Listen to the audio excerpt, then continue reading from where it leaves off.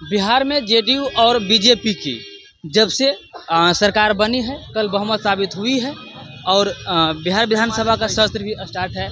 ऐसे में लेकर के जो है अभी हमारी मौजूदगी जो है बीजेपी कार्यालय में है और एएनएम के लोग टीचर का नियोजित शिक्षकों तो गर्दनी बाग में धरना दे ही रहे हैं, लेकिन अब जो है बीजेपी के कार्यालय के पास हैं और आस लगा रहे हैं, क्योंकि जब सरकार में नहीं थे तो इनके लिए आवाज़ उठा रहे थे, आज आवाज़ दे रहे थे। अब सरकार में आ गए हैं तो इलाज दिलाने के लिए शायद आ गए हैं। क्या मांग है आप लोगों का? हम लोग का मांग है कि नौकरी होना चाहिए। हम लोग एएनएम से हैं। एएनएम से है जी। हम लोग जब एग्जाम लिया तो जो एग्जाम के बेसिस पे नंबर आया था उस बेसिस पे क्यों नहीं उठाया? और जब नहीं उठाया तो नॉर्मलाइजेशन होने का कौन सा सिस्टम है कि किसी का नंबर घटाने के बावजूद उसका क्वालिफाइड कर दिया है और हम लोग का नंबर होते हुए भी नॉट क्वालिफाइड किया है। और बाकियों का तो है, इन लोगों का है कि परमानेंट करना है। सर हम लोग कॉन्ट्रैक्ट पे काम कर चुके हैं, एक एग्जाम पास करके हम लोग दूसरा एग्जाम में आए हैं और फिर हम लोग को एग्जाम दिया गया। जो हम लोग पहले से काम कर रहे थे उसका भी कोई वैल्यू नहीं दिया गया। 32 नंबर में पास मार्क था, 32 नंबर में सबको पास कर दिया गया और फिर हम लोग 11,500 में हम लोग खट रहे हैं 2 साल 4 साल 5 साल से, तो हम लोग ऐसे ही खटते रह जाएंगे। तो बीजेपी कार्यालय आकर के घेराव किए हैं। हम लोग स्वास्थ्य मंत्री से मिलने आए हैं सर। स्वास्थ्य मंत्री हाँ। कौन है स्वास्थ्य मंत्री? सम्राट चौधरी से। सम्राट चौधरी जी से मिलने आए। जी जी। जब सरकार में नहीं थे तो क्या आप लोग को वादा वगैरह किए थे? हाँ, हम लोग मिलने गए थे। जब सरकार में नहीं थे तो हम लोग उन लोग आवास पे मिलने गए थे। हाँ, तो सर बोले थे कि जब हम सत्ता में आएंगे तो हम लोग से मिलने आइएगा, आप लोग का बात को सुना जाएगा। अच्छा, लेकिन किसी के लिए आप इलाज दिलवाने के लिए आप लोग आ गए हैं ना? ये उनसे मिलने के लिए आए हैं। अच्छा, आपका एएनएम से है? एएनएम से है, संविदा एएनएम है। हम लोग कॉन्ट्रैक्ट में काम कर रहे हैं और चाहते हैं कि हम लोग संविदा हम लोग को परमानेंट किया जाए। परमानेंट किया जाए सर। परमानेंट की मांग कर रहे हैं। हाँ। देखिए उनको बोला, सुनिए, आज जो है बीजेपी कार्यालय आकर के घेरा। सुनिए ना, नहीं तो सर हम लोग को सीधे परमानेंट किया जाए तो परमानेंट निकाले वैकेंसी और कॉन्ट्रैक्ट वाले को अलग वैकेंसी निकाले। अब मोबाइलाइज क्या होता है? मोबाइलाइज क्या होता है? मोबाइलाइज ये होता है कि किसी को 30 नंबर आ गया मोबाइलाइज करके और किसी को 30 से नीचे आ गया 10 नंबर आ गया। काम का वैल्यू नहीं है। कितने समय से आप यहाँ पे हैं बीजेपी कार्यालय? हम लोग सुबह से हैं।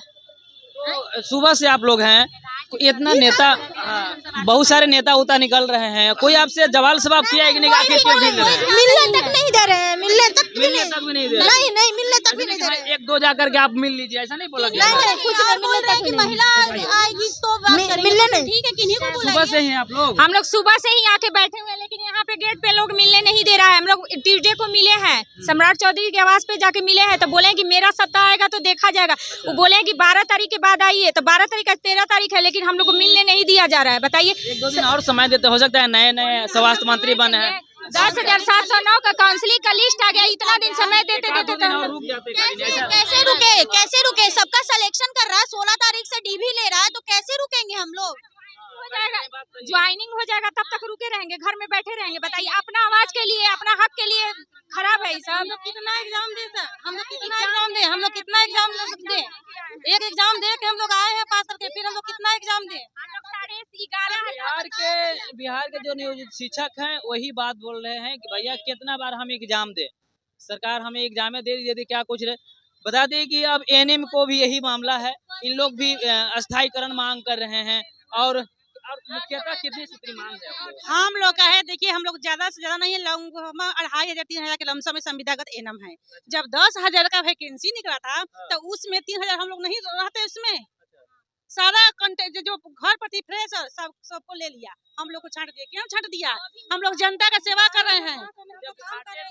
कोई कारण बताए थे क्या? कुछ कारण सीबीटी टेस्ट दीजिए। इसमें एग्जाम हुआ है, इसमें बीटीएससी में एग्जाम हुआ है, तो उसमें नॉर्मलाइजेशन करके जितना मेरी सिस्टर बहन का था नंबर बढ़ा हुआ है उसका घट गया है, जितना का घटा था उसका बढ़ गया है। बताइए, सरकार ये जानना है कि नॉर्मलाइजेशन में किसी को 30 नंबर कैसे बढ़ गया? हम लोग 865 की एएनएम है, R1 के टीकाकरण के लिए बहाली हुए हैं। स्पेशल हम लोग के परमानेंट किया जाए। हम 8800 का पेमेंट बढ़ गया, हम लोग 1 रुपए नहीं बढ़ा, 11,500 में कट रहे। जब तक मिलेंगे नहीं, जब तक रहेंगे, जब तक सम्राट नहीं मिलेंगे जाएंगे नहीं।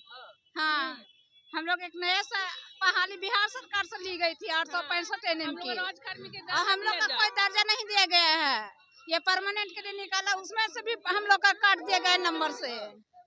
हाँ, इसलिए हम लोग 865 है, हम लोग को परमानेंट किया जाए। हम लोग अर्बन क्षेत्र से हैं, जब तक मिलेगा नहीं, जब तक हम लोग सुबह से ही हैं, इतना नेता मंत्री आ रहा है, लोग मिलने के लिए नहीं मिलने के लिए कहा है। जब तक वो मिलेगा नहीं, जब तक जाएगा नहीं। वो 12 तारीख का बोला था कि मेरा सत्ता आएगा तो हम भी करेंगे का।